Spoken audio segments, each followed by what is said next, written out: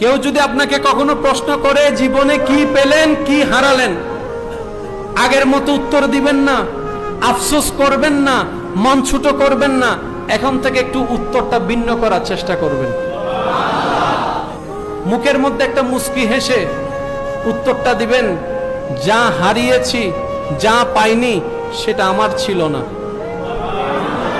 যা হারিয়েছি, যা পাইনি সেটা আমার ছিল না, আর যা আমি পেয়েছি তার যোগ্যতা আমার মধ্যে নাই।